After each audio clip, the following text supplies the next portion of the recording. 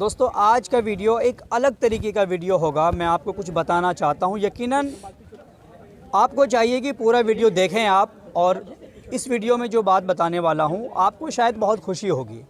इस वक्त मैं पंजाब में हूं। पंजाब में एक जगह है फ़ातिहाबाद। उस फ़ातिहाबाद एक छोटा सा कस्बा है और यहाँ पर हूँ मैं। और ये तो आप जानते ही हैं कि पूरे पंजाब में तकरीबन 95% या फिर कह लीजिए कि 99% यहाँ पर सिखों की आबादी है। कोई दिक्कत नहीं आबादी है, और जो 2-3% या 5% दूसरे लोगों की आबादी है, तो पूरे पंजाब में मिला करके इतनी आबादी है। तो फ़ातिहाबाद में मैं आपको बता दूं कि यहाँ पर एक मस्जिद है। मैं चाहूँगा कि पूरे मस्जिद को देखें आप, कितनी आलीशान मस्जिद है। तो ये मस्जिद दरअसल इस वक्त की नहीं है, ये उस वक्त की मस्जिद है जबकि मुसलमानों की यहाँ पर हुकूमत थी पूरे भारत देश में। और जब मुसलमानों का बोलबाला था, आपको याद होगा कि 1947 के लड़ाई में, या फिर यूँ कह लीजिए कि जब देश का बंटवारा हुआ था, पाकिस्तान को अलग मुल्क बनना था, भारत को अलग मुल्क बनना था, तो उस वक्त यहाँ के लोग वहाँ गए, वहाँ के लोग यहाँ आए। तो अब यहाँ की जो प्रॉपर्टी थी मुसलमानों की सब नीलाम सी हो गई। तो ये मस्जिद 2004 में जब यहाँ पर आया था, इस तरह की नहीं थी, आबाद नहीं थी, हमारे सिख भाइयों के कब्ज़े में थी।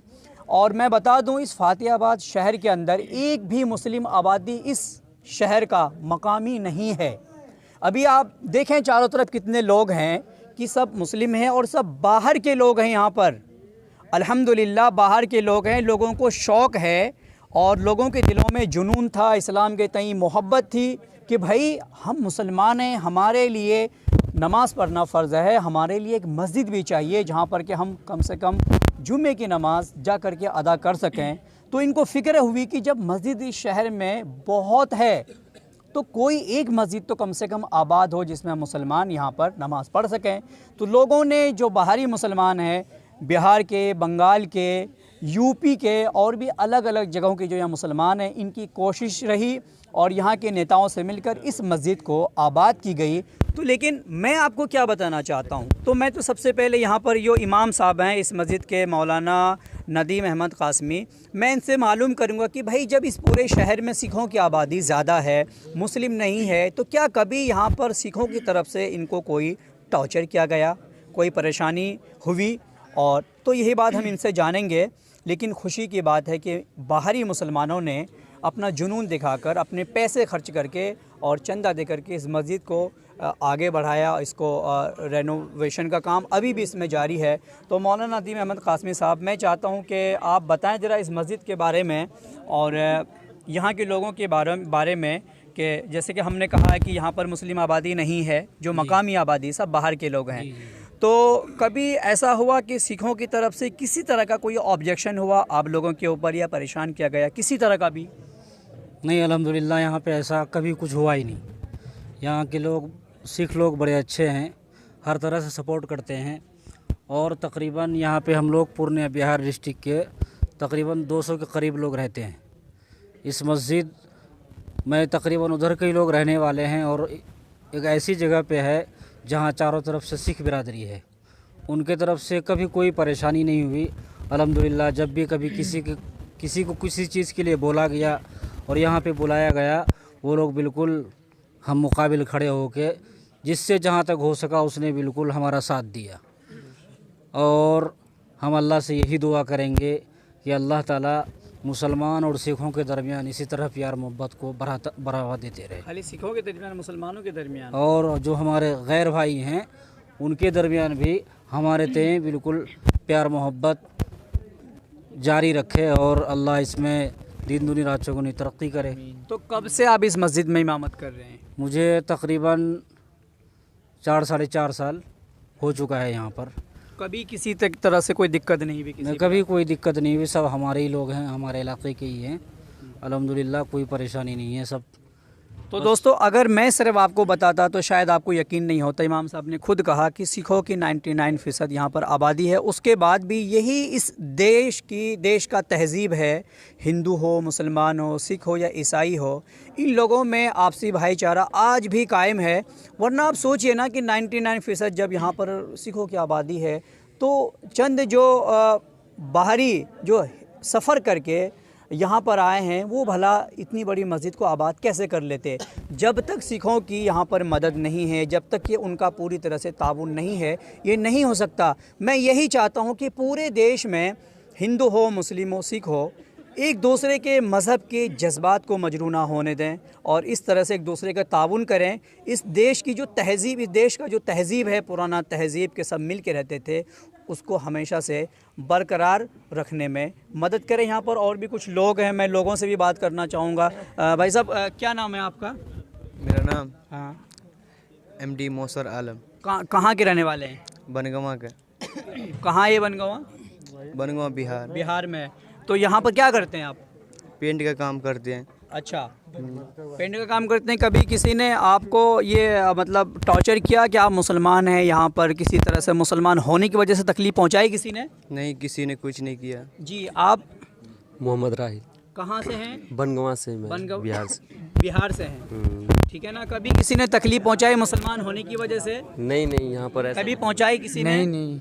एक साहब और हैं यहाँ पर। जी जनाब, मैं चाहूँगा कि आप थोड़े जेन्युइन बंदे लगते हैं, मैं चाहूँगा कि आप भी कुछ हमें बताएं, लोगों को मैसेज दें। देखिए, अगर कोई चीज़ पॉजिटिव हो, कोई ऐसी चीज़ जिससे कि मोहब्बत कायम हो सकती है, कोई ऐसी चीज़ जिससे कि मोहब्बत झलक सकती है, तो वो बातों को आम करना चाहिए।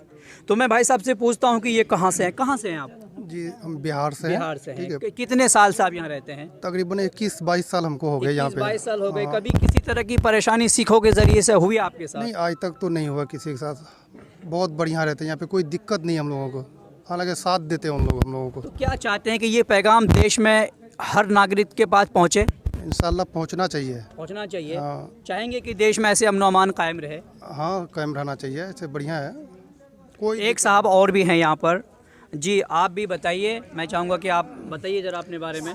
मेरा नाम मुनव्वर आलम है। सब भाई, मैं दिल्ली से आया रात को। अच्छा, दिल्ली से आया? हाँ, दिल्ली से आया रात को। हमारे गांव के आदमी रहते हैं। ये सब आपके गांव के ये लोग हैं? सारे आदमी लगभग मेरे गांव में अभी 150 आदमी आपको नज़र आ रहे हैं, सारे गांव के हैं। 150 आदमी अभी। जी।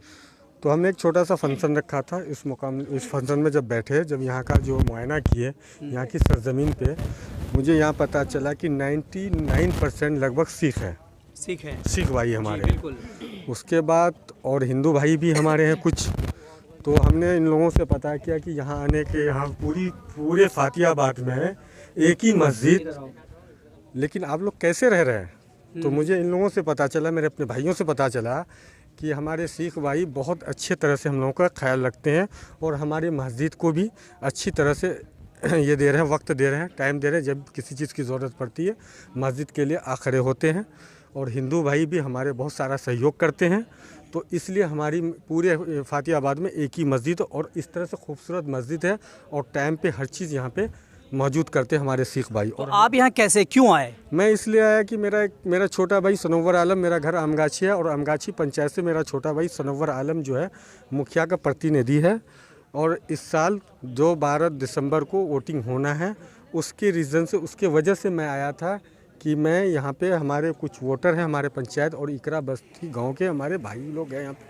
तो उन लोगों से मैंने उस सिलसिले में बात करने के लिए आया था, वोटिंग करने के लिए टाइम पे पहुँच जाए, अपना 10 दिन का वक्त निकाल करके अपना कीमती वोट मतदान करें। बहुत बहुत शुक्रिया आपका। तो देखा दोस्तों आपने, कोई इमामत करने आए हैं, कोई रोज़ी रोटी कमाने आए हैं और कोई पॉलिटिक्स में अपने आप को चांद सितारे बनने आए हैं। तो सबके ज़िंदगी के अपने अपने मकसद होते हैं और होना भी चाहिए, बग़ैर मकसद की ज़िंदगी होनी भी नहीं चाहिए। तो कैसा लगा ये पैगाम, आप कमेंट करके ज़रूर बताइएगा। और मैं चाहूँगा कि इस चैनल को जो SEE है TV20, इसको सब्सक्राइब करें और इस पैगाम को मुल्क के एक एक फ़र्द तक पहुँचाएँ। पता चलेगा कि जहाँ पर 100% आबादी एक मज़हब की होगी और अगर वहाँ पर कुछ परदेशी दूसरे मज़हब से होंगे तो वो भी अमन व अमान के साथ ज़िंदगी गुजार सकता है। अब आपको मैं बता दूं, क्योंकि देश में ऐसे बहुत सी जगह हैं जहाँ पर मुसलमानों के साथ बेहतर रवैया नहीं इख्तियार कर रहे हैं कुछ लोग। मैं नाम नहीं लेना चाहूँगा। कई बार परेशान किया जाता है, मस्जिदों में हमले किए जाते हैं। अभी आपने उदाहरण देखा होगा, अभी आसाम में देखा होगा, त्रिपुरा में, वहाँ पर लोग परेशान किया गया। तो मैं चाहता हूँ कि ये वाला जो मिसाल है पूरे देश में कायम हो और इस तरह का किसी के साथ जुल्म व ज़्यादती ना हो। तो मिलते हैं अगली वीडियो में, तब तक के लिए अल्लाह हाफिज़।